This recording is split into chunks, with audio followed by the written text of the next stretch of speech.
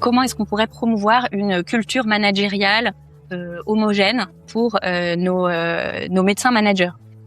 Bon, alors ça c'est un gros sujet, tu sais pas trop par quel bout attraper le truc, quoi. Culture managériale. On se contente pas de faire un Word de 80 pages et maintenant qu'on a fait le truc, on a coché la case. La vision du management, la façon dont je souhaitais manager, se heurtait à une culture très verticale et c'est vraiment systémique. Bienvenue dans le temps de la relève. Je suis Marie-Noëlle Tissier, professionnelle de santé et engagée à donner la parole à celles et ceux qui agissent pour transformer notre système de santé. Soignants, managers, chefs d'établissement, entrepreneurs, ils viennent tous nous partager leurs projets, leurs initiatives et nous expliquent pourquoi cela fonctionne. La relève est en marche, alors on ouvre le micro.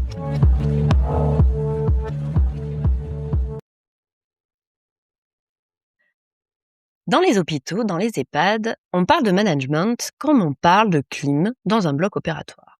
Un sujet souvent secondaire, mais jusqu'à ce que ça devienne vital. Et pourtant, c'est là que tout se joue. Le climat d'équipe, la qualité des soins, le lien avec les patients, mais aussi l'épuisement, la fuite, la résignation. Face à ça, certaines personnes décident d'agir autrement, de remettre l'humain au centre, d'imaginer des organisations qui partent du réel, du terrain, pas avec des tableaux Excel, mais avec de l'écoute, de l'enquête et du design. C'est ce que fait mon invité aujourd'hui. Lise Burgade a vu le système de tous les côtés. Et à un moment, elle a eu besoin de changer de posture, de retrouver le terrain, de se reconnecter aux professionnels et de contribuer autrement.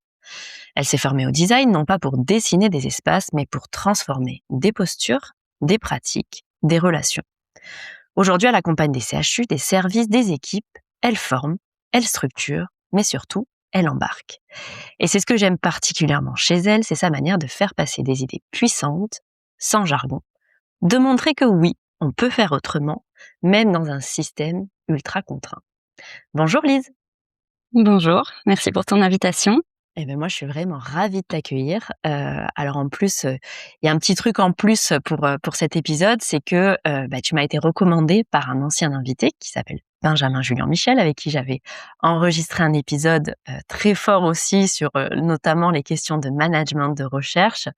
Et puis, c'est lui qui m'a dit, il faut absolument que Lise passe dans ce podcast. Donc moi, je suis toujours très émue, en fait, d'avoir un invité qui m'a été recommandé par un autre invité. En tout cas, ça prouve que on a une sorte de communauté qui est en train aussi de se créer. Et moi, ça me fait vraiment très plaisir, en tout cas, de pouvoir faire cet épisode avec toi. Alors, ce que je te propose aujourd'hui, c'est qu'on parle déjà de ton parcours. Et puis, bien sûr, de cette notion de design. Moi, comme je te l'ai dit quand on a préparé cet épisode ensemble, depuis le temps que j'entendais parler de design hospitalier, je suis vraiment ravie de pouvoir aborder cette thématique et je pense qu'il y a beaucoup d'auditeurs qui se posent pas mal de questions aussi de qu'est-ce que ça peut apporter au sein de nos structures, à la fois hospitalières, mais aussi médico-sociales. Donc, un programme chargé. Mais avant toute chose, je vais te laisser te présenter. Merci. Alors, pour me présenter rapidement en une phrase, j'aime bien dire que je suis une passeuse des approches du design, de l'intelligence collective, des sciences sociales, donc de démarches d'accompagnement pas toujours habituelles, mobilisées dans le secteur de la santé. Je suis une passeuse de ces approches vers les acteurs des politiques sociales et de santé. Et je les accompagne dans leurs projets de transformation en mobilisant ces approches et en les rassurant parce que parfois, quand on ne connaît pas bien une manière de faire et qu'elle peut faire peur.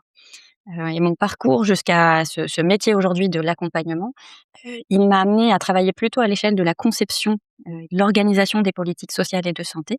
Début comme consultante auprès des acteurs locaux, des départements, des maisons départementales, des personnes handicapées, des établissements, mais à l'échelle locale. Et puis ensuite, je suis passée par un cabinet ministériel très rapidement quand j'étais encore toute jeune et j'ai passé ensuite surtout cette année à la Caisse nationale de solidarité pour l'autonomie. Donc j'étais au niveau national dans un établissement public très proche du ministère des Affaires sociales et de la Santé et on travaillait à élaborer les politiques du grand âge et du handicap et à aider les ARS et les départements et les MDPH à les déployer. Donc beaucoup dans cette étape de conception, de réflexion, de stratégie des politiques publiques. J'ai fait ça jusqu'à fin 2018 et après, ces 7 années, je suis, revenue vers, un métier plus, de l'accompagnement. Alors moins le conseil, comme au début de ma carrière que l'accompagnement, avec, aussi un élargissement au-delà des politiques de l'autonomie à l'ensemble des politiques sociales, et de santé. Voilà, rapidement brossé.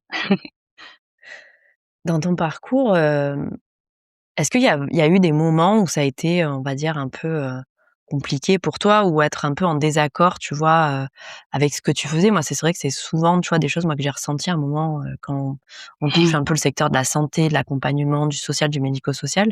Comment toi, tu l'as vécu, peut-être sans avoir cette posture, justement, de soignante? Est-ce que toi aussi, à ton niveau, c'était différent? Oui, moi j'ai pas une formation initiale, de soignante, hein. J'ai fait des études à Sciences Po, donc je m'intéressais, à la société, aux inégalités, et donc je suis aussi venue vers ce secteur, même sans être soignante, avec, une envie de contribuer à une société plus égale, à des modes de vie plus agréables, plus doux pour, les personnes vulnérables et je pense, en effet que, on peut assez facilement dans les parcours de chacun trouver des moments un peu de rupture où on se dit: Je me suis éloignée de pourquoi je voulais être là, pourquoi je voulais faire ça, et qui sont des moments, qui nous amènent à nous réorienter. Pour moi, ça a été, je pense à la fin de ce cycle de 7 années, à la Caisse nationale de solidarité pour l'autonomie, où j'ai adoré travailler. Enfin, j'aime beaucoup cette institution, qui en soi déjà est innovante dans sa gouvernance, dans ses modalités d'action. Donc j'ai beaucoup aimé, y travailler, mais au bout de 7 ans, finalement, mon expérience de terrain, que j'avais acquise au début de ma vie professionnelle auprès des acteurs locaux, elle s'était comme, émoussée, comme, elle était devenue comme un peu obsolète et toute la connaissance sensible que j'avais, des politiques de l'autonomie, que j'avais tirée de cette, période-là où j'avais fait énormément d'entretiens avec des personnes concernées, avec des professionnels, où j'étais énormément dans les établissements médico-sociaux. Toute cette, connaissance sensible de la réalité sur laquelle on cherchait à agir, je la trouvais plus, je la sentais plus, elle ne me nourrissait plus et je me suis dit: «On est en train finalement d'écrire des textes extrêmement structurants». C'était le moment où, voilà, l'année 2017, où on écrivait la circulaire sur la transformation de l'offre médico-sociale, donc le début d'un mouvement de politique publique qui continue encore aujourd'hui, d'être très structurant. Et je me disais: «On est en train d'écrire ça avec une vraie vision, de la cible qu'on veut atteindre, mais aucune idée de comment on va, pouvoir accompagner les acteurs sur le terrain à le faire et qu'est-ce que ça va faire bouger très précisément, dans les organisations, dans les pratiques professionnelles, et comment ça va être reçu par les personnes». Enfin, moi, j'arrivais pas à sentir ça et je me disais: «Il doit y avoir des manières de concevoir des politiques publiques qui soient plus connectées au réel qu'on cherche, à modifier finalement». Donc ça a été, une première frustration en quelque sorte qui m'a amenée aussi à m'intéresser à ce que faisaient les acteurs de l'innovation publique, donc dans le champ des ministères, dans le champ des collectivités, des personnes, familières, ou voilà, ou curieuses de démarches de projets différentes, et notamment là, on voyait émerger le design de politique publique, des personnes, qui étaient aussi désireuses d'animer différemment les travaux des groupes, donc qui s'intéressaient à la facilitation de l'intelligence collective. Ces démarches-là, moi, elles m'étaient encore, peu familières, mais elles m'attiraient beaucoup. Donc je me suis intéressée à l'innovation publique pour répondre à cette frustration-là, en quelque sorte, sur le contenu métier. Et puis j'ai aussi fait l'expérience, d'un rôle de management hiérarchique. J'étais directrice adjointe d'une des directions métiers, à la CNSA à ce moment-là et je me suis rendu compte aussi que ma vision du management, la façon dont je souhaitais manager, était, se heurtait à une culture très verticale, et c'est vraiment systémique, hein. Pour le coup, la verticalité, elle se retrouve, de la part des cabinets à l'égard des administrations, de la part des administrations à l'égard de leurs agences, au sein des agences, à tous les échelons, une verticalité qui, m'est apparue vraiment par l'expérience vécue comme contre-productive pour susciter de la motivation, de l'engagement et la qualité du travail et donc j'ai vécu aussi, voilà, des moments difficiles dans mon rôle de manager, des moments de désalignement qui m'ont conduite à aussi beaucoup m'intéresser finalement à ce levier managérial pour, transformer, aussi le contenu de ce que l'on fait. Je me suis rendu compte qu'un manager dans la confiance, collaborative, porte ouverte, dans le dialogue, conduisait son équipe à produire quelque chose de bien meilleur sur le fond, qu'un manager qui était dans la défiance, dans la retenue, porte fermée. Donc voilà, ce genre d'expériences m'ont conduite aussi finalement à me tourner vers, les approches auxquelles je me suis formée par la suite. Ouais, c'est vrai que moi je me retrouve complètement dans ce que tu dis, hein. Je trouve que quand on touche après du doigt, le rôle du manager, et qu'on devient nous manager, bah, je pense que c'est un petit coup de un petit coup sur la tête quand même, parce qu'on se rend compte quand même de beaucoup de choses. Bon, déjà c'est pas une fonction facile, hein, très clairement, mais C'est très c'est dur. vrai que, en tout cas dans la santé, moi je connais peu les autres secteurs, mais on est très ancré, dans un management très vertical et c'est très dur de pouvoir, tu vois, surtout en tant que manager débutant, d'arriver à faire un petit peu bouger les lignes. Donc c'est pas évident. Moi, j'avais pris un poste à un moment où je manageais les secrétaires médicales. J'en avais à peu près une centaine. Alors j'avais 2 adjointes quand même avec moi et puis, elles étaient tellement pas habituées à un autre management que c'était déroutant aussi pour elles, parce que j'avais que des femmes. Heu et c'est vrai qu'on a mis énormément de temps à créer en fait, tu vois, un climat de confiance, le fait que, voilà, comme tu dis, c'est des choses simples, mais, une porte toujours ouverte, qu'on puisse venir prendre un café, sans se dire: «Oh là là, non, c'est ma N+1, surtout pas». C'est des choses très bêtes, mais c'est vrai que moi, ça m'avait fortement étonnée quand j'avais pris ce poste et c'est Ouais. vrai que je pense aussi que le fait que nos institutions soient très ancrées aussi dans ce management très vertical, bah, automatiquement, ça découle aussi sur le terrain, automatiquement. Ouais. J'ai envie de rebondir sur ce que tu évoques parce que, autant, je suis vraiment, profondément convaincue que, une horizontalisation des relations entre, manager et managé, qu'une, une, redonner de la puissance, du pouvoir d'agir aux équipes de terrain, est extrêmement important et utile, et pertinent. Autant on voit, comme tu le racontes, que ce n'est pas toujours une demande, de la part des équipes et qu'en fait, il peut y avoir aussi une vertu protectrice dans la verticalité.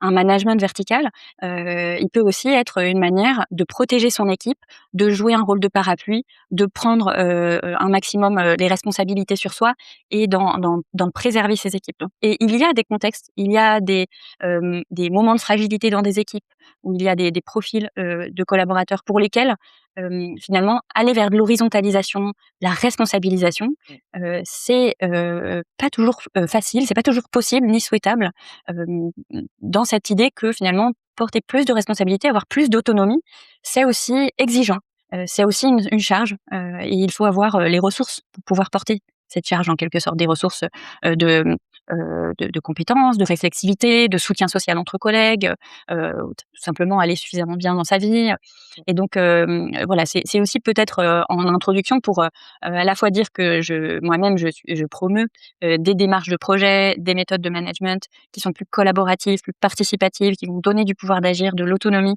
aux, acteurs de terrain, qui connaissent leur travail, qui connaissent, leur contexte, leur environnement, les besoins de leurs usagers et donc il faut faire jouer cette, compétence, ce savoir, expérientiel de chacun.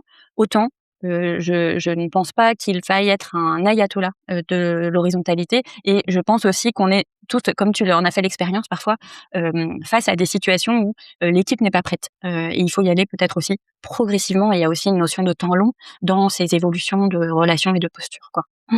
Complètement. Toi, aujourd'hui, dans ta fonction, donc tu accompagnes, des établissements à la fois sanitaires, sociaux, médico-sociaux, c'est ça? J'interviens, oui, dans des, centres hospitaliers, des centres hospitaliers universitaires. J'interviens aussi dans le secteur du handicap auprès, d'établissements et services qui accompagnent des adultes ou des enfants en situation de handicap ou auprès des organismes qui gèrent plusieurs établissements, donc à l'échelle du siège, parfois des associations, ce sont la plupart du temps des associations.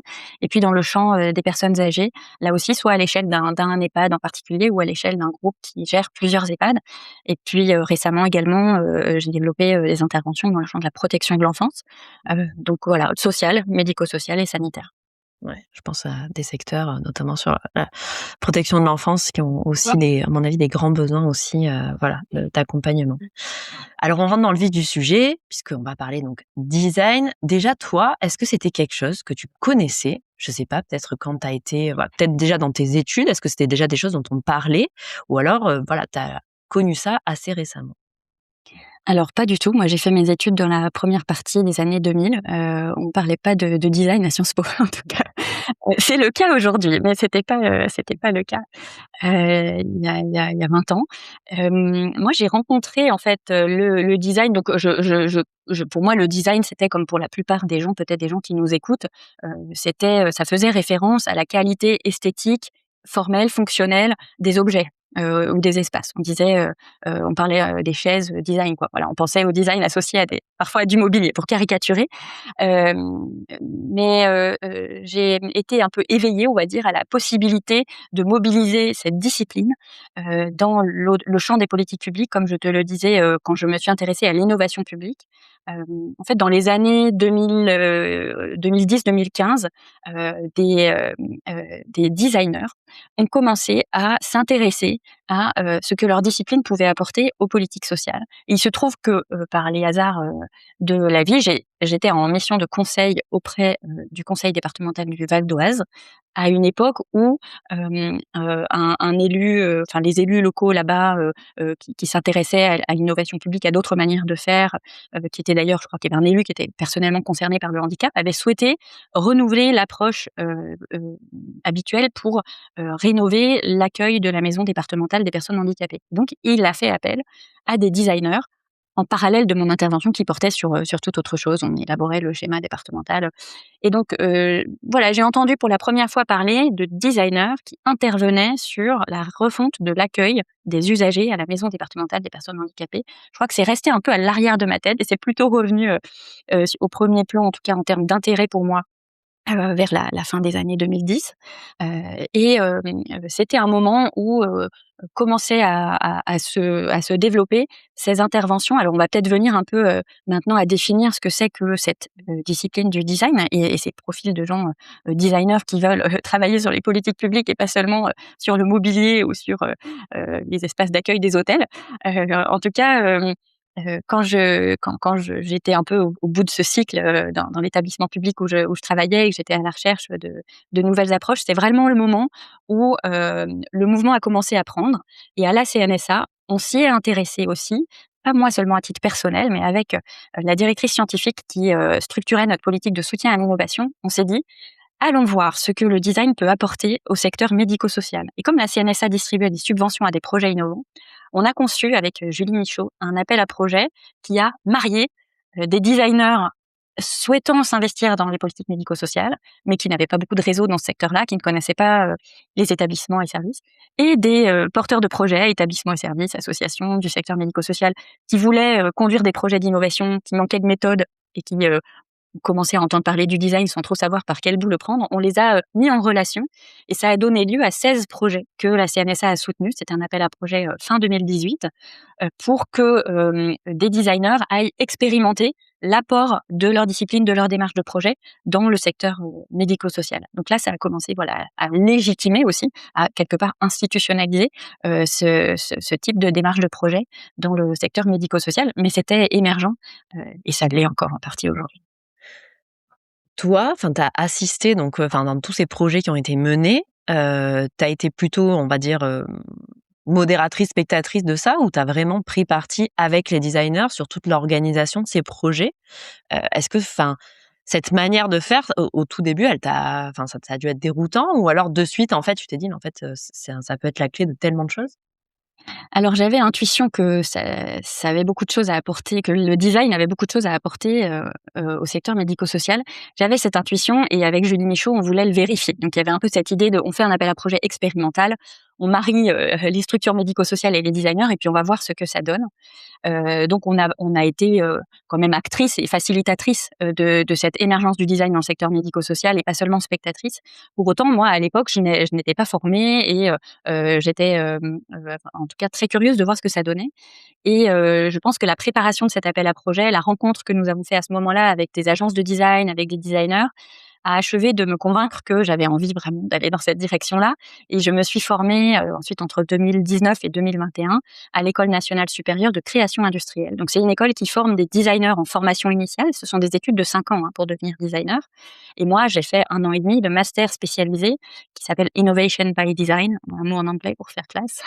Donc moi, je ne suis pas devenue designer en tant que telle. Je suis devenue, architecte de démarche de projet qui mobilise à bon escient les compétences des designers dans des stratégies d'innovation et de transformation. Et pendant ce master spécialisé que j'ai fait à l'ENSI, mon mémoire, ma thèse professionnelle a porté sur 4 des 16 projets que la CNSA avait fait émerger et soutenus. Et donc, je suis allée interroger et observer ces projets expérimentaux de design dans le secteur médico-social. Et j'y ai vraiment développé la conviction, et ça, c'était vraiment un acquis de mon mémoire, je n'en étais pas certaine avant, que les démarches de design ont une portée transformatrice dont parfois les designers eux-mêmes n'ont pas toujours conscience et dont les commanditaires des projets, les porteurs des projets, n'ont pas toujours conscience non plus. Et donc j'ai intitulé mon mémoire «Mobiliser en conscience la portée transformatrice du design dans le médico-social» parce que j'ai constaté qu'on avait des démarches de projets qui produisaient non seulement des réponses pertinentes, utiles aux questions qui leur étaient posées au départ, que ce soit le réaménagement d'un espace d'accueil dans un EHPAD parce que tout le monde se bousculait, ou l'amélioration de la lisibilité de l'offre pour une MDPH qui déploie des permanences sur le territoire, ou que ce soit sur l'ouverture vers la ville et la cité d'un hôpital psychiatrique. Voilà, ces différents projets qu'on a soutenus, la réponse était intéressante apportée par les designers, elle était intéressante et innovante. Mais ce que j'ai constaté, c'est que aussi les acteurs qui avaient vécu ces démarches-là avaient été transformés par ces démarches. Une directrice d'EHPAD disant, écoutez, j'ai pris conscience de la valeur qu'apporte la participation des aides-soignantes à un projet architectural de réaménagement d'un espace. Et on avait un atelier avec l'architecte qui avait conçu l'EHPAD, la directrice et des professionnels de terrain, y compris de la base de la hiérarchie, les aides-soignantes, le veilleur de nuit, qui venaient témoigner, apporter leur expérience précise, concrète de ce qui allait, ce qui n'allait pas dans ce hall d'accueil. Et la directrice me disait, après ce projet, je ne conçois plus de lancer des démarches qualité, des démarches de projet, sans impliquer l'ensemble des profils de professionnels et pas uniquement l'encadrement. Donc il y avait quelque chose dans les pratiques et la culture managériale qui avait bougé du fait de ce projet. Et puis il y a aussi des projets dans lesquels le fait d'être allé chercher l'expérience, le vécu des personnes accompagnées elles-mêmes et d'avoir aussi co-conçu des solutions entre professionnels et personnes accompagnées peut impacter durablement les pratiques métiers et pas seulement donc les pratiques managériales. C'est ce que j'appelle la portée transformatrice des démarches de design, dont je me suis vraiment convaincue en faisant cette étude et que j'ai choisi dont j'ai choisi de faire mon métier puisque j'ai croisé à ce moment-là aussi la route de l'agence où je travaille aujourd'hui, dont le métier est l'accompagnement des transformations par le design. Moi, tu vois, enfin, c'est toute le côté gestion de projet. Moi, c'est des choses que j'ai un peu découvert il y a ces dernières années. J'entendais parler, voilà, intelligence collective, co-développement, toutes ces, on va dire, ces méthodes. En quoi, tu vois, le design, il peut être différent d'une gestion de projet, on va dire, classique, comme on peut retrouver, à mon avis, dans beaucoup d'établissements? Alors, c'est intéressant que tu cites ces éléments d'intelligence collective, de travail en mode projet, de co-développement, parce qu'il y a, c'est important de préciser ce que chacun de ces mots recouvre. Peut-être que on peut définir déjà un peu le design. Finalement, on en parle depuis tout à l'heure, mais ce que je trouve utile de dire, c'est de revenir au mot anglais, puisque c'est un mot anglais. Donc, to design, le verbe to design en anglais, ça veut dire concevoir. Et donc, le design, c'est une discipline de conception. On peut concevoir des formes, des objets, des espaces, des aménagements. Ça, c'est la version du design qu'on connaît bien. On peut aussi concevoir des services, au sens où on va concevoir tout ce qui va former l'expérience de l'utilisateur d'un service. Un service, c'est immatériel, on repart pas avec un objet derrière, mais on a des interactions, on a une interface en ligne, on a des points de contact avec le service, l'offreur de service, dont on peut aussi concevoir la forme, l'expérience. Donc une discipline de conception qui s'applique à des produits, à des espaces, à des services et aussi à des dispositifs. On peut réfléchir à concevoir, par exemple, un dispositif, une aide sociale, en réfléchissant aux besoins qu'elle cherche à couvrir et à comment est-ce qu'on va rendre le processus pour demander, bénéficier de cette aide sociale plus ergonomique, plus facile pour les utilisateurs, par exemple pour lutter contre le non-recours, qui est un phénomène qu'on connaît bien dans les politiques sociales. On crée des choses pour aider les gens et les gens n'y ont pas recours. Et parfois on se demande pourquoi et ça peut être lié à la façon dont c'est conçu. Et donc une discipline de conception.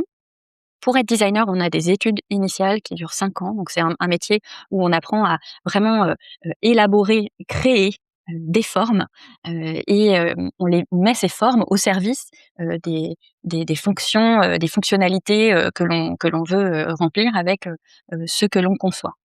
Et donc, on a également à distinguer le design du design thinking, qui est aussi quelque chose dont on entend parler, hein, donc, et c'est le même mot, donc on peut se dire bah, c'est la même chose.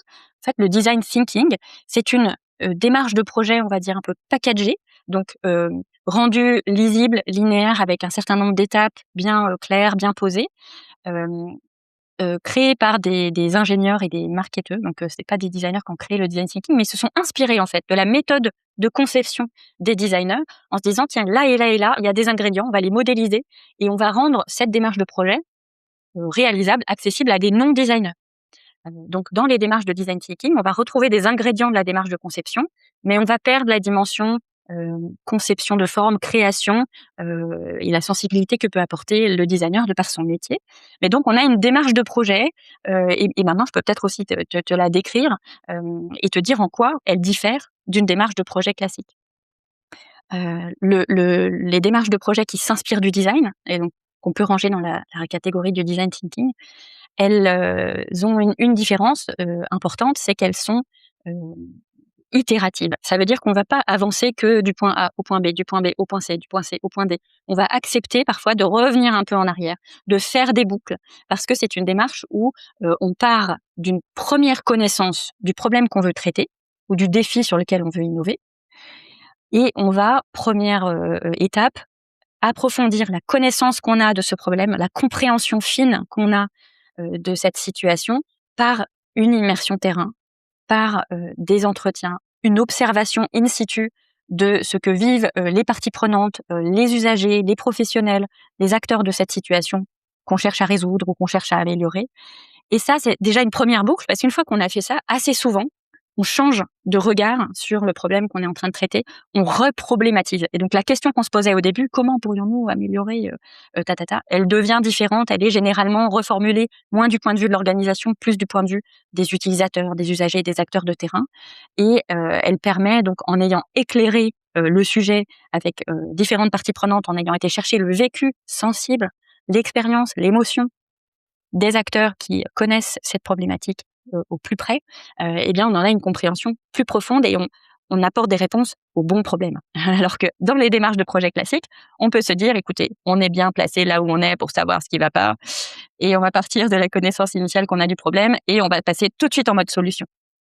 Donc, démarche de projet inspirée du design, on va prendre beaucoup plus de temps dans ce que j'appelle l'espace du problème. On reste un peu plus longtemps. Et ça peut être frustrant pour les acteurs parce qu'ils se disent, mais c'est bon, on connaît le problème, on veut aller aux solutions. Je les invite à vraiment accepter, en étant humble, qu'ils ne savent pas tout du problème et qu'il est intéressant d'aller le regarder sous différents angles. Donc ça, c'est une première caractéristique d'une démarche de design, c'est qu'on va s'attarder un peu dans l'espace du problème pour vérifier qu'on en comprend tous les aspects et généralement découvrir un peu plus de complexité et s'y attaquer par un angle qui est plus pertinent. Donc, écoute terrain qui apporte aussi beaucoup de considération pour le vécu et les émotions des personnes concernées. Et ça, c'est une deuxième différence importante avec les démarches de projet classiques, c'est la dimension sensible et émotionnelle à laquelle on donne une place à part entière parce que c'est une démarche qui est centrée sur l'humain. Et donc, si on veut concevoir une politique publique, un dispositif, une organisation, une offre de service qui répondent aux besoins des humains qui vont l'utiliser, des humains qui vont y vivre, des humains qui vont y travailler, il faut être attentif à ce facteur humain qui est aussi le fait qu'on est pétri d'émotions, de sensibilité et que ça joue énormément dans nos comportements, dans nos choix, dans voilà, nos relations. Donc, on va donner de l'importance à cette dimension pendant l'immersion terrain, l'examen du problème, comme je le disais, et aussi pendant la conception des réponses à cette problématique. On a également une autre caractéristique des démarches inspirées du design qui revient à ce côté itératif, là, ces boucles-là que j'évoquais. C'est le fait que dans la recherche de solutions, on ne se met pas de pression pour avoir tout de suite la bonne réponse. On est plutôt dans une démarche de créativité qui consiste à faire émerger un maximum d'idées sans inhibition, sans se dire comme un bon élève qu'on doit avoir la bonne réponse tout de suite, plutôt en essayant de multiplier les pistes de solutions parce que c'est comme ça qu'on augmente nos chances d'en trouver de pertinentes et de bonnes. Et ça, c'est souvent des démarches où on va aller chercher l'intelligence collective. Donc là, on reboucle avec un mot que tu utilisais tout à l'heure, l'intelligence collective. Ce sont finalement des méthodes d'animation de groupes de personnes qui ont des fonctions, des sensibilités, des expériences différentes. Et c'est pas en les mettant juste dans une salle autour d'une table qu'on leur fait produire un truc bien. Il faut soigner le processus de coopération entre ces personnes. Il faut une sorte d'ingénierie de la discussion. C'est un mot un peu compliqué, mais pour dire en gros, on met pas juste les gens autour d'une table, on réfléchit à comment est-ce qu'on les met en confiance au début. Peut-être qu'on enlève la table, peut-être qu'on les met en petits groupes pour que les personnes un peu timides osent plus pousser leurs idées et s'exprimer. Peut-être que on va d'abord passer par une multiplication d'idées, puis ensuite on va trier, hiérarchiser les idées. Donc il y a tout un travail aussi de conception de l'espace même de discussion en intelligence collective entre les parties prenantes pour faire émerger des solutions. Et ces solutions, même une fois qu'on les a triées, priorisées, qu'on en a choisi quelques-unes qui nous paraissent prometteuses, on va les tester sur le terrain. Et donc on reste là aussi humble, puisqu'on n'est pas certain encore que ces solutions qui sortent de nos têtes sont des réponses pertinentes à la problématique qu'on a affinée au début. On va donc leur donner une forme un peu provisoire, c'est ce qu'on appelle en design le prototypage. Donc on voit un mot qui vient de l'industrie, qui vient vraiment de cette discipline de conception. On va prototyper des solutions, même si c'est une solution organisationnelle ou managériale, on va chercher à lui donner une forme. Par exemple, on va si on imagine que une solution à notre problème, c'est d'organiser un temps d'échange entre la direction de l'hôpital qui s'occupe du comité des projets et du circuit des projets et les professionnels d'un service de soins qui veulent monter plein de projets mais qui ne connaissent pas du tout les circuits. Et on se dit là, on a vraiment une clé pour que notre service puisse sortir de ses difficultés et conduire des projets. Il faut qu'on organise un dialogue avec la direction. Et ben avant d'organiser le truc, de choisir la date, d'inviter la directrice, d'inviter 140 professionnels à assister au truc, on va, par exemple, créer, l'ordre du jour fictif, de cette réunion. On va, imaginer, l'affiche, pour convaincre les collègues de venir échanger avec cette directrice sur le circuit des projets. On va faire quelques ingrédients de la solution, mais on va pas la faire, complètement. Et avec ces formes intermédiaires qui aident à se représenter l'idée qu'on a en tête, et là, c'est une idée toute simple, tu vois? On va la porter à ses collègues, du service et on va leur dire: «Tiens, regarde, on a imaginé, organiser un temps d'échange, pour qu'on puisse un peu mieux, monter des projets, qu'ils aient une chance de réussir, d'être portés par la direction. Qu'est-ce que tu en penses? Ça prendrait cette forme-là?» Et recueillir des retours des collègues. «Ah bah non, si c'est comme ça, j'ai pas envie d'y aller, non mais laisse tomber, là, tu auras personne». Et on va avoir des retours qu'on prend pas comme quelque chose qui nous vexe, on prend ça comme des apprentissages, des enseignements qui nous aident à mieux concevoir une réponse à la problématique qui est la nôtre. Et donc c'est, comme je le disais, tu vois, une boucle. OK, on a appris des choses en prototypant à petite échelle ce que l'on voulait faire et avec ces apprentissages, on ajuste, on améliore progressivement. Et donc j'en termine là. Tu vois que dans cette démarche de projet inspiré du design, en fait, on est aussi dans une sorte de conduite du changement en continu, puisqu'en fait, on donne à toutes les parties prenantes du pouvoir d'agir au moment où ils expriment leur vécu en immersion, au moment où ils co-conçoivent les solutions, au moment où ils mettent à l'épreuve les prototypes de solutions. Et finalement, on leur donne voix au chapitre pendant tout le processus d'élaboration des solutions, des dispositifs, des organisations, ce qui leur permet de les voir émerger, de s'en sentir acteurs et donc de les accepter, d'en être ensuite acteurs beaucoup plus facilement. Moi, tu vois, ça y est, je me suis plongée avec toi, dedans, je me suis imaginé tellement de situations où justement ça aurait pu nous aider. Alors j'ai énormément de questions, bien sûr. Est-ce que déjà, tu vois, tu as un projet que tu as pu mener, dans des établissements que tu pourrais nous partager? Pour voir, on va dire, peut-être, le point de départ de la problématique, c'était ça et puis en fait, on est arrivé peut-être à toute autre chose ou alors, heu, peut-être sous des angles différents. Et puis moi, ce que j'aimerais aussi savoir, tu vois, c'est des démarches, qui sont longues, c'est-à-dire on parle de semaines, de mois, d'années et puis, qui peut participer? Tu vois, moi, je prends l'exemple d'un établissement, on va dire, de santé, type classique. Est-ce que tu as, tu vois, le comité de direction ou alors est-ce que tu vas avoir aussi, peut-être, la responsable qualité ou l'aide-soignante ou la SH? Comment, tu vois, les participants, ils sont choisis ou alors c'est toi qui désignes les participants? Bref, voilà, je veux tout ça. Mmh, OK. Ça prend plusieurs mois, en général, effectivement, ces démarches-là, parce que c'est fait en parallèle de la vie, c'est pendant les travaux, la vente continue, tu sais? En parallèle de la vie des établissements, et c'est un vrai défi en soi, de trouver, de dégager, le temps. Je te donne quelques exemples et puis je reviendrai sur ta question de qui peut participer. Un exemple, qui concerne les personnes accompagnées, les usagers et puis un exemple qui concerne plus les professionnels et les organisations. Dans le secteur, des EHPAD, et c'est pas le seul, hein, mais dans le secteur des EHPAD, on a une problématique récurrente qui est, les tensions entre les professionnels et les familles, des résidents. Donc les familles des personnes accueillies dans les EHPAD, que ce soit leurs enfants, ou leurs conjoints, hem, fréquemment, sont perturbées, bouleversées, hein, par le fait que leurs proches ne puissent plus, vivre avec elles, que sa santé, se dégrade et cetera. Et elles ont aussi, des attentes légitimes, très élevées à l'égard, de la qualité de l'accompagnement qui est apporté dans les établissements. Les professionnels, eux, peuvent vivre des questions, des demandes des proches des personnes accompagnées, comme, des remises en question ou comme un manque de confiance, à leur égard. Les professionnels peuvent aussi avoir des moments où leur travail, les épuise, la situation les déborde et où leurs, réactions, leurs interactions avec les familles, sont des formes de maladresse, ça peut arriver. Et parfois c'est par manque de formation, parfois c'est juste parce que sur le moment, c'était pas le bon moment pour être interpellé.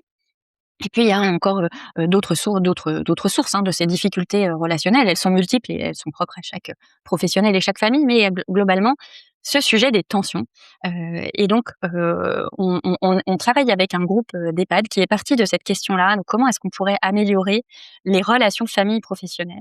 Et en approfondissant le problème, hein, donc ce que je disais tout à l'heure, en allant interroger, observer, ces situations, ces relations, on s'est dit en fait beaucoup, des tensions viennent de malentendus, sur, la promesse de l'EHPAD en fait. Il faut faire une promesse réaliste aux familles et il faut que les familles comprennent aussi, les contraintes liées à la vie collective, dans un établissement et bien entendu aussi que les établissements, remettent en question leurs pratiques, cherchent en permanence à améliorer, les soins et l'accompagnement, ça c'est évident.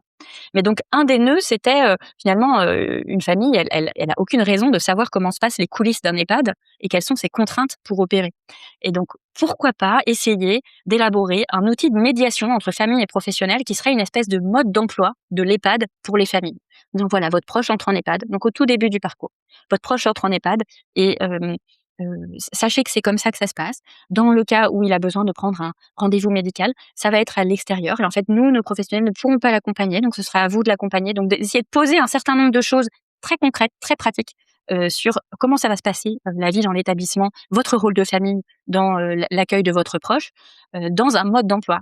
Et donc ça a été, l'hypothèse. On a élaboré, plusieurs prototypes, plusieurs formes de mode d'emploi et on a ensuite co-conçu avec, un groupe de familles que ce groupe d'établissement, anime, un mode d'emploi en cherchant les bons mots, en se disant: «Mais quels sont les bons chapitres? Dans quel ordre est-ce qu'il faut mettre les choses? Comment est-ce qu'il faut parler des situations délicates comme, le décès, le fait de libérer la chambre?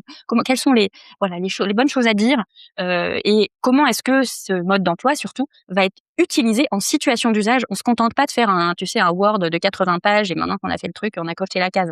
On va vraiment penser les situations d'usage de ça va être un petit calepin, tu vois, avec une spirale, avec des onglets, on a pensé les couleurs, on a pensé les illustrations, il y a voilà, tout un tas d'astuces pour que ce soit lisible, désirable et comment, on va pouvoir utiliser ce petit calepin aussi dans des situations de dialogue entre un directeur et une famille, entre un pro et une famille pour dire: «Regardez, vous souvenez peut-être pas, mais dans le petit guide là sur cette page, on vous explique la situation qu'on rencontre là, c'est celle-ci» et voilà et que ça soit un outil de médiation pour faciliter, le dialogue. Donc on a, prototypé, on a testé, et là on est en train de finaliser la conception de ce mode d'emploi de l'EHPAD pour les familles qui sera déployé dans les différents EHPAD de ce groupe, que nous accompagnons. Donc là, tu vois, c'est un dispositif très concret qui vient répondre à une problématique relationnelle. Un autre exemple plutôt dans le secteur hospitalier, je peux te citer, c'est un CHU, dont la problématique initiale était, comment est-ce qu'on pourrait promouvoir une culture managériale, homogène pour, nos médecins managers. Bon, alors, ça, c'est un gros sujet, tu sais pas trop par quel bout attraper le truc, quoi, une culture managériale et donc immersion terrain, entretien avec des chefs de service, anciens, nouvellement nommés, voilà. Et alors, ce qui ressort de manière massive de cette, enquête, c'est, le désarroi, des médecins quand ils sont nommés chefs de service, leur, grande difficulté, leur solitude, leur angoisse quand ils deviennent chefs de service face à ces responsabilités managériales pour lesquelles ils ne sont pas formés et dont ils ont conscience qu'elles sont importantes, mais vraiment ils ne savent pas du tout comment faire. Et donc, plutôt que de parler de culture managériale commune, cette équipe a reproblématisé. Tu sais, j'expliquais dans la démarche de projet qu'on avait cette étape très importante de dire, OK, maintenant qu'on a éclairé le problème, au-delà du petit lampadaire qu'on avait au début, on a ouvert la lumière sur d'autres aspects, on se dit que le moment de la prise de poste est décisif et qu'il faut que nous l'accompagnions de manière beaucoup plus dense. Et donc, ce CHU a conçu un parcours d'accompagnement à la prise de poste des chefs de service. Et il s'est dit aussi, pour que ça soit désirable, c'est la deuxième fois que tu m'entends dire ce mot, désirable, c'est une des caractéristiques qu'on cherche avec les démarches de design. On cherche à concevoir quelque chose que les gens auront envie d'utiliser. Un mode d'emploi qu'ils auront envie de lire, un parcours dans lequel ils auront envie de progresser. Eh bien, ils se sont dit, rendons-le ludique.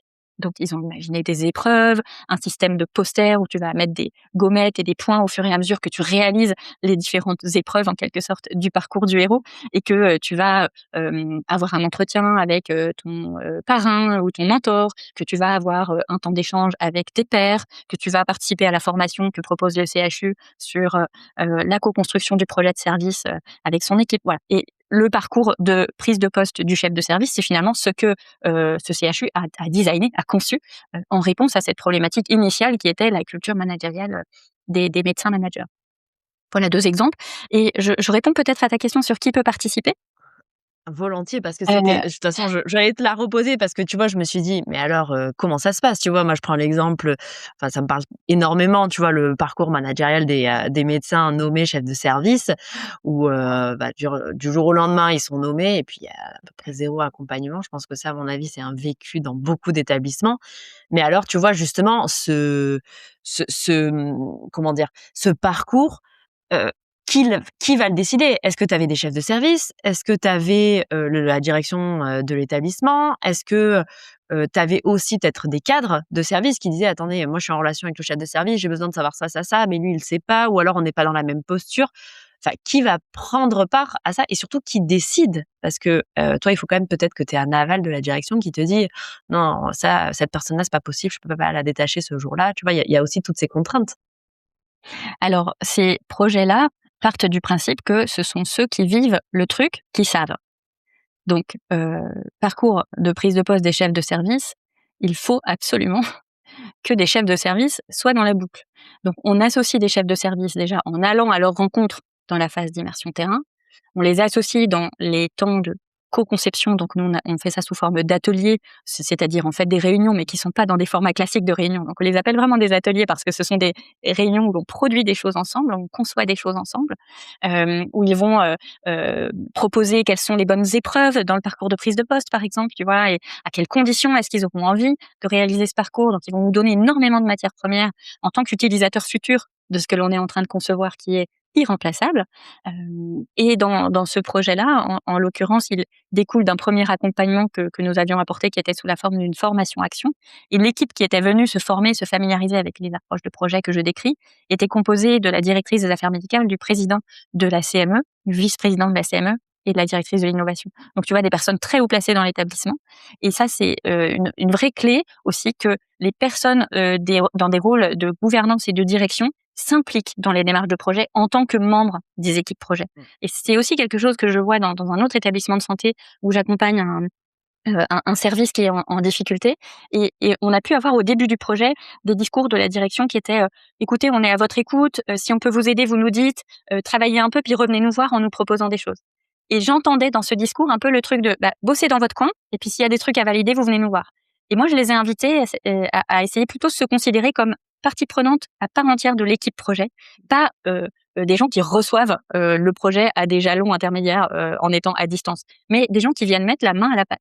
Et donc, je pense qu'une clé de la réussite de ces projets, c'est qu'on ait à la fois des décideurs, des gens qui peuvent débloquer du temps homme, qui peuvent débloquer des budgets, ou parfois c'est pas des gros budgets, mais qui peuvent tout simplement mettre de l'huile dans les rouages parce qu'ils ont une légitimité hiérarchique. Et des gens qui sont sur le terrain, qui connaissent le sujet et qui sont motivés à agir parce que c'est leur problème qu'on est en train d'essayer de résoudre. Et ça, dans l'idéal, former des équipes projets où ces différents acteurs ont un rôle actif et cheminent ensemble, c'est transformateur. D'abord parce que ça fait que ces projets sont plus efficaces et ils sont plus conduits jusqu'au bout, mais aussi parce que ça les met dans une situation de pair PAIR, tu vois, de dialogue, de co-construction ensemble et de se connaître mieux. En plus, je les pousse un peu dans mes ateliers à s'appeler par leur prénom, hein. Tu vois, le truc révolutionnaire. Oh là là, On s'appelle mon par le Dieu! prénom dans la salle de l'atelier et après on revient à monsieur, madame. Mais tu vois, ça crée des choses, en fait. Ça crée une qualité de dialogue voilà, d'humain à humain, d'expert de sa situation à expert des circuits de décision. En fait, chacun est expert d'un truc qui est nécessaire pour faire réussir le projet. Donc, en tout cas, voilà, faire participer les gens concernés au premier chef, c'est important, la direction aussi. Et j'ai envie de dire que j'entends beaucoup d'acteurs hospitaliers qui disent mais moi je peux pas libérer les professionnels. Moi je peux pas mettre des personnels médicaux et non médicaux dans la même salle à la même heure, c'est pas possible.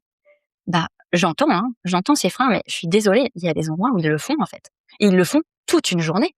Toute une journée, on a un service qui était pourtant avec un afflux de patients très important, etc., qui a libéré beaucoup de ces professionnels, fait revenir des professionnels. Il y a aussi parfois des temps dédiés à la formation sur l'année. On peut prendre un peu dans ce temps dédié à la formation pour faire venir les gens. Il y a des solutions, il y en a qui y arrivent en fait. Donc je peux entendre, je comprends les freins, mais je pense que ce sont des freins qui sont quand même très largement aussi des freins que l'on se met soi-même, où on s'interdit d'essayer de libérer du temps pour conduire des projets, alors qu'on ne sortira pas de nos difficultés structurelles sans travailler en mode projet, sans prendre un pas de recul et un petit temps de réflexivité sur ce qui nous arrive et comment est-ce qu'on peut travailler autrement. Il le faut ce temps, sinon on va rester des hamsters dans notre roue. Complètement. Moi, tu vois, ça me fait penser à un épisode que j'avais enregistré, c'était l'année dernière, avec la manager justement de secrétariat médicaux qui s'appelle Francine Corneux. J'espère qu'elle nous écoute. Et elle s'est lancée quand même dans un projet fou. C'était de faire un séminaire pour ses secrétaires. Mais par contre, on parle de centaines de personnes. Hein. On ne parle pas de 4 personnes. Et donc, il a fallu aller convaincre la direction, mais surtout les médecins et chefs de service, que pendant une demi-journée, tous les secrétariats de l'hôpital seraient fermés. Donc, autant te dire qu'elle est partie avec son bâton de pèlerin en se disant « je ne vais jamais y arriver ». Et en fait, à force d'exposer son projet et vraiment de dire « je vais y arriver », elle a réussi. Et ce qui est fou, c'est qu'elle en a fait 2 de séminaires. Elle en a fait Bravo à elle. Et l'année d'après, elle a dit « je m'en fous, je recommence ». Et tu vois, justement, moi, je me dis à toutes les personnes, tous les cas, toutes les directions qui nous écoutent et qui se disent mais c'est pas possible, on peut pas y arriver et tout. Si, en fait, ça marche. Alors c'est sûr que c'est un projet qui est lourd, hein, il faut bosser, il faut vraiment arriver à convaincre, il faut arriver à organiser, mais c'est possible. Et je pense que tu vois aujourd'hui, si on veut transformer nos établissements de santé, nos établissements sociaux, médico-sociaux, il faut que ça passe par ce genre de projet, c'est-à-dire de projet où on fait bouger les lignes, où c'est innovant et on voit, on va dire, les problématiques de manière différente, parce que c'est indispensable pour moi aujourd'hui. Et tu vois, ça me fait penser aussi à l'importance de travailler avec méthode. Parce qu'en fait, quand tu as déjà autant de mal à libérer des secrétaires pendant une demi-journée ou des soignants pendant 2 heures d'atelier, il y a intérêt à ce que ce temps il soit utile, quoi. Il soit bien employé. Et pour que le temps où tu mets les gens dans une même pièce pour réfléchir et prendre du recul soit utile et bien employé, en fait, il faut un peu de méthode. Il faut s'y connaître un peu en processus collaboratif, en processus de groupe. Et c'est un métier aussi. C'est une expertise que de plus en plus d'acteurs publics acquièrent aussi en se formant à la facilitation. Donc, c'est pas du tout inaccessible. C'est pas si compliqué que ça. Ça s'apprend surtout en expérimentant, en essayant des nouveaux trucs. Mais c'est sûr que si les gens ont l'habitude de réunions où ils semblent, en tout cas, ils ressentent qu'ils perdent leur temps, leur dire on va prendre les gens une demi-journée en dehors du flux quotidien du travail pour un truc qui ressemble à une réunion, ça peut créer de la résistance. Et donc je pense qu'il y a aussi un vrai enjeu et c'est un des points auxquels je pensais en réfléchissant à notre conversation, à apporter aux établissements de santé et aux établissements médico-sociaux des compétences en méthode de travail, en méthode de projet, en méthode d'intelligence collective, pour que le peu de temps qu'ils arrivent à libérer soit efficace, soit utile et qu'ils trouvent cette ressource pour améliorer leur fonctionnement, retrouver, du sens aussi et du soutien social entre collègues, par ces temps forts qui doivent être aussi productifs sur le plan, concret et matériel que sur le plan relationnel et immatériel. Et donc, tu vois, je trouve un des aspects qui me marque le plus quand j'accompagne des services, hospitaliers. Je ne connais pas, prétends pas connaître tous les hôpitaux de France, hein, mais dans pas mal des hôpitaux que je connais, c'est, l'absence de ressources au plus près des services en ingénierie de projet ou tu vois, en accompagnement méthodologique. Et finalement, il y a des gens qui ont des idées géniales. Il y a des professionnels excellents sur le terrain qui auraient envie de changer des trucs. Ils savent juste pas par quel bout prendre le truc ou comment commencer, qui associer, tu vois, même dans qui associer un projet, tu peux réfléchir avec des stratégies d'alliance. Commence plutôt avec ceux qui sont convaincus que à te fatiguer avec tes opposants. Il y a plein de petits tuyaux qu'on peut donner à des gens qui ont des idées de projet et qui y trouveraient beaucoup de sens et beaucoup de motivation à s'y engager. Mais en fait, dans leur environnement immédiat, il n'y a que des gens qui travaillent au quotidien à délivrer des soins, et cetera. Il n'y a pas suffisamment, à mon sens, de ressources d'appui méthodologique, de gens qui sont pas experts du soin, mais qui sont experts du projet pour, les aider à réaliser, ces améliorations qu'ils ont en tête. Ouais, complètement. C'est des postes, alors tout doucement, hein, tu vois? Moi, j'ai l'impression qu'il y a certains établissements qui commencent aussi, tu vois, à tendre vers ça, mais c'est encore très frileux parce que c'est des postes un peu obscurs. C'est pas des postes où on va dire tu produis du soin. C'est pas des postes, où on a, tu vois, d'un côté un peu indispensable, voilà, pour tel service, faut qu'on ait tant d'aides-soignants, tant d'infirmiers. Donc souvent, c'est des postes un peu, voilà, différents de ce qu'on a l'habitude, surtout dans les établissements, de santé. Mais pour autant, c'est des postes pour moi qui sont assez indispensables, en tout cas des fonctions, qui doivent en tout cas arriver aujourd'hui pour, heu, voilà, avoir un peu cette conduite du changement. Tu en parlais, tu vois, tout à l'heure. Est-ce que, tu vois, dans tous tes projets que tu as pu mener et que tu mènes encore, tu as eu, des choses qui t'ont marqué, tu vois? Peut-être des gens qui ont été complètement, résistants peut-être au départ, ou alors vraiment des moments qui ont été très forts dans tous ces projets? Alors il y a assez peu de résistance, en tout cas on en vient à bout assez vite parce que dans cet projet, d'innovation par le design, en fait, on est très proche de l'éthique du secteur, santé sociale. On parle, d'une démarche centrée sur l'humain, où on porte attention, à la sensibilité au vécu, des patients, des personnes accompagnées, des professionnels, on leur donne du pouvoir d'agir. Tu vois? C'est très en lien avec, l'autodétermination, les partenariats patients, enfin tout ce qui donc il y a en termes en tout cas, de vision du monde, on se comprend assez vite. Les craintes qu'on rencontre, c'est plutôt, le temps que ça va prendre. Moi, j'insiste toujours sur le temps qu'on gagne derrière, en fait, hein, à travailler comme ça. On gagne du temps sur, l'appropriation et la conduite du changement. On gagne du temps parce que, c'est tellement de problèmes du quotidien qu'on peut prévenir, en améliorant nos modes de fonctionnement, en ayant pris un pas de recul. Et puis, les résistances, c'est parfois plus lié à l'inconfort qu'on ressent dans une démarche de projet qui est nouvelle. «Ah bon, tu crois qu'il faut que je me fasse une immersion terrain? Mais moi, je connais le terrain, ça va être bizarre». Bon, et je leur dis souvent: «Fais confiance au processus. Fais confiance au processus», c'est un peu ma phrase. Donc il y a un peu un côté, il faut avoir la foi et moi, j'essaye de leur donner confiance et c'est un peu aussi mon rôle de passeuse. Mais une fois que c'est lancé, ces résistances, elles ne survivent pas très longtemps.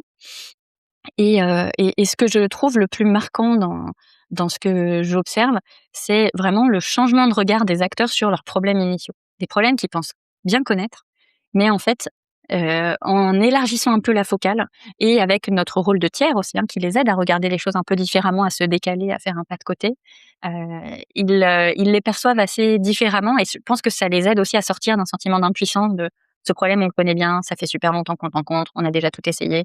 Alors OK, mais regarde, peut-être que, en le regardant différemment, tu vois, j'ai un exemple qui me marque, c'était un établissement de SMR, de soins de réadaptation, qui avait un problème de durée de séjour. Bon, c'est classique, hein, mais il y avait des personnes qui restaient vraiment, trop longtemps, quoi, et une hypothèse, que dont me faisaient part, des membres de la direction, c'était, bah, finalement, c'est peut-être confortable, en fait, pour les professionnels d'avoir les mêmes patients pendant longtemps parce que, du coup, ils les connaissent bien, Il y avait un peu un soupçon de, bon, ils s'embêtent pas trop à faire sortir les patients parce que c'est confortable pour eux. Moi, je me disais: Je sais pas, OK, bon, je sais pas, voyons, allons voir». Et en fait, examen, approfondi, de la situation, rien dans le système ne permettait d'expliciter ni de suivre les objectifs de séjour. Et donc, en fait, c'était beaucoup plus systémique que des professionnels qui se foulaient pas trop pour faire sortir les gens. C'est juste qu'il y avait rien qui était structuré pour expliciter, ce patient-là, en fait, l'objectif de son séjour chez nous, c'est qu'il récupère telle capacité, c'est qu'il améliore telle chose. Et cette amélioration, on va la suivre, tu sais, comme un diagramme en radar où tu te dis, je veux travailler 5 axes, et sur les 5 axes, de staff en staff, on va regarder comment cette personne a progressé. Et puis, quand les objectifs sont atteints, eh bien, on a vu venir la chose et on s'est organisé pour organiser sa sortie, par exemple. Enfin, donc, c'est ce type de choses qu'ils ont ensuite derrière été concevoir. Et on voit que le problème de DMS, il était regardé sous un angle qui n'était pas du tout le bon. Et qu'en allant explorer quelles étaient toutes les dimensions de cette problématique, on a vraiment trouvé des clés, enfin, qui sont basiques en fait quand on les dit, mais qui n'étaient pas mises en place. C'est comme cette histoire de culture du management dans un CHU où finalement c'est un manque d'accompagnement des pauvres chefs de service qui galèrent comme pas possible. Donc il y a vraiment des changements de regard et puis aussi changement de regard des professionnels qui participent à ces projets sur ces démarches elles-mêmes. Et donc on aime bien animer à la fin de nos accompagnements, on aime bien animer un petit temps de bilan et d'ancrage de ce qu'on en a tiré, où les gens complètent la phrase à trous qui est avant je pensais que et maintenant je sais que. Et donc ils font cette phrase à trous, tu vois. Et donc ils reconstituent un peu a posteriori ce qu'ils pensaient avant de se lancer, mais ça donne assez souvent quelque chose comme avant je pensais que une démarche participative c'était risqué, chronophage et que ça servait à rien.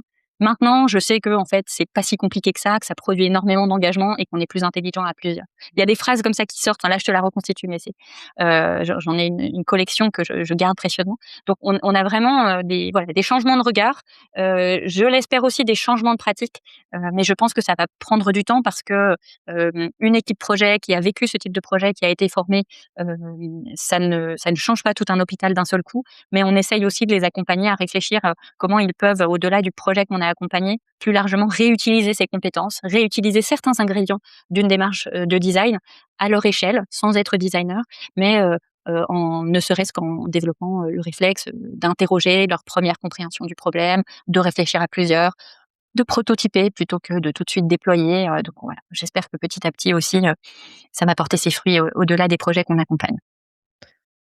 Toi, tu vois, justement, dans ta vision, qui est un peu externe, même si tu es dans ton quotidien, à confronter, on va dire, à tous ces établissements. C'est quoi aujourd'hui, un peu ton avis sur, le système de santé en général? Tu vois, on enregistre, on est fin janvier, on a passé, la réforme infirmière, on a passé la colère, des médecins libéraux. Là, on a encore enfin, tu vois, moi, je lisais dans la presse ce matin, des problèmes dans un CHU, avec une direction qui est complètement opaque à la discussion. J'ai entendu aussi une histoire que les externes n'ont plus accès à un restaurant, de l'établissement parce que voilà, ce sont des externes. C'est quoi toi, un peu ta vision aujourd'hui de toutes ces structures? Hem, si je suis très honnête, je dois te dire que l'émotion que je ressens le plus souvent quand je dézoome un peu, c'est plutôt de l'accablement. Je suis un peu accablée, abattue. Voilà, c'est ma réaction, primaire, j'ai envie de dire, en voyant ces difficultés, de dialogue, cette distance entre parfois les services et la direction, alors qu'en fait on a tous envie, de la même chose. En voyant, les difficultés qu'on a même au niveau, tu vois, du parlement, de s'accorder sur une vision commune du système de santé, de ce dont il a besoin. Voilà. Ça, je suis parfois un peu découragée et je préfère du coup me concentrer sur, un peu comme tu le fais avec ton podcast, les poches dans le système de santé où on voit que des gens agissent, où on voit, même à l'échelle parfois assez large, tu vois? J'écoutais, le podcast Bienvenue chez Simone, hein, qui relate la transformation managériale de l'hôpital Simone Veil à Aubonne-Montmorency. C'est fascinant jusqu'où ils sont allés dans une transformation systémique du projet managérial, du projet social, de leurs investissements. Enfin, j'aime avoir à des échelles parfois un service, parfois tout un établissement, que finalement on peut changer des choses et voilà, il faut juste pas s'épuiser. Et donc moi, le conseil que je donne souvent aux acteurs que je rencontre, et j'ai la chance de rencontrer beaucoup de gens inspirants, engagés, c'est de se mettre en relation avec ceux qui sont comme eux pour se donner du courage, pour se dire: «Tiens, j'ai essayé ça a bien marché, pour s'inspirer mutuellement et parfois quand on est un innovateur dans son établissement, quelqu'un qui veut que les choses se passent autrement, eh bien on peut prendre des forces aussi par la mise en réseau, la mise en lien avec des personnes qui poursuivent les mêmes objectifs, qui ont la même vision. Et donc moi, c'est ça en tout cas qui m'aide à sortir de l'accablement et à être plus dans l'action, là où j'ai du pouvoir d'agir, là où j'ai des compétences à apporter, en conduisant des démarches de design à l'hôpital ou dans le médico-social, en formant les acteurs qui sont curieux de ces démarches pour qu'ils se les approprient, en accompagnant des projets d'établissement, des projets de transformation. Et là, je me sens utile et j'ai l'impression que voilà, ça aide au moins les quelques établissements avec lesquels je peux travailler, quoi. Justement, si on a envie de te contacter, pour, peut-être en savoir plus sur les notions de design, pour pouvoir échanger parce que peut-être qu'on a, voilà, des personnes qui se retrouvent énormément dans l'échange qu'on a eu, comment on peut faire? Alors, je suis sur LinkedIn.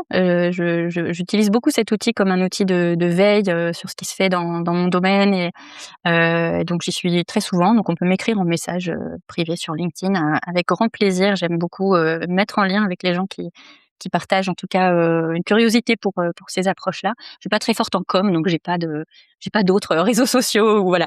Je travaille dans l'agence qui s'appelle Open Communities Consulting, donc OpenCo, pour ceux qui nous connaissent. Donc il y a aussi le site internet d'OpenCo pour en savoir un peu plus sur ce que nous faisons. Et voilà. On mettra tout ça de toute façon en description de l'épisode. Lise, moi j'ai une dernière question. C'est une question, tu sais, qui est un peu rituelle, puis c'est quand même grâce à cette question que tu es là aujourd'hui dans le podcast. Est-ce que tu aurais un futur invité à nous recommander ou des futurs invités à nous recommander que tu aimerais entendre justement à ce micro?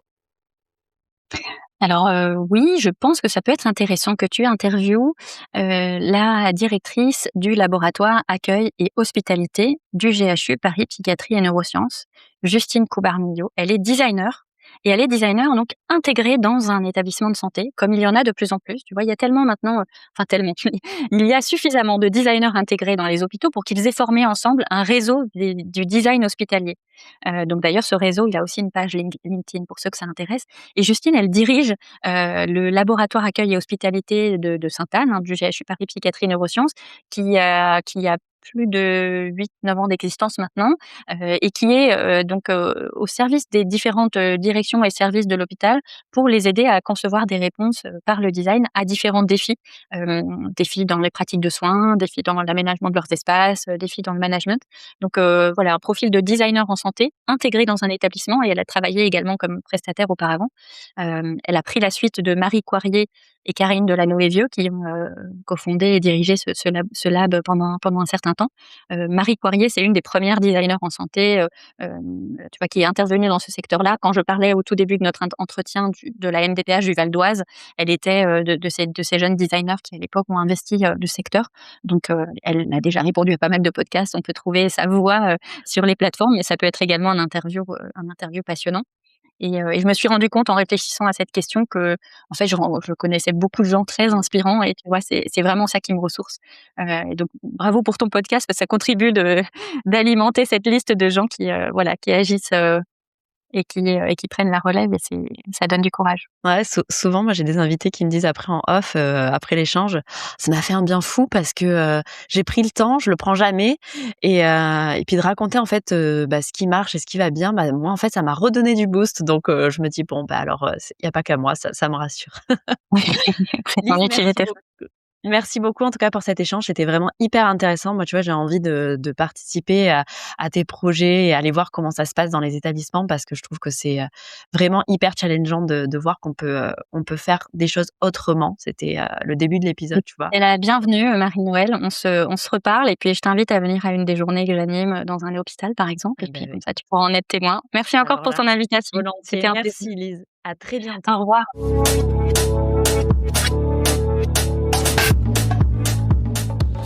Merci d'avoir écouté Le Temps de la Relève. J'espère que cet épisode vous a inspiré et donné des clés pour réfléchir ou agir au quotidien. Pour faire vivre ce podcast, il est indispensable de vous abonner, de partager cet épisode autour de vous et de laisser un commentaire. C'est grâce à vous que nous pouvons continuer à mettre en lumière les initiatives et les professionnels qui transforment la santé. Et si vous souhaitez vous aussi partager votre expérience ou vos projets sur le podcast, n'hésitez pas à me contacter. Vous pouvez également suivre Le Temps de la Relève sur LinkedIn et Instagram pour ne rien manquer des prochains épisodes et découvrir les coulisses. Je suis Marie-Noël et je vous dis à très bientôt pour un nouvel épisode où nous continuerons à explorer ensemble les solutions concrètes pour un meilleur système de santé.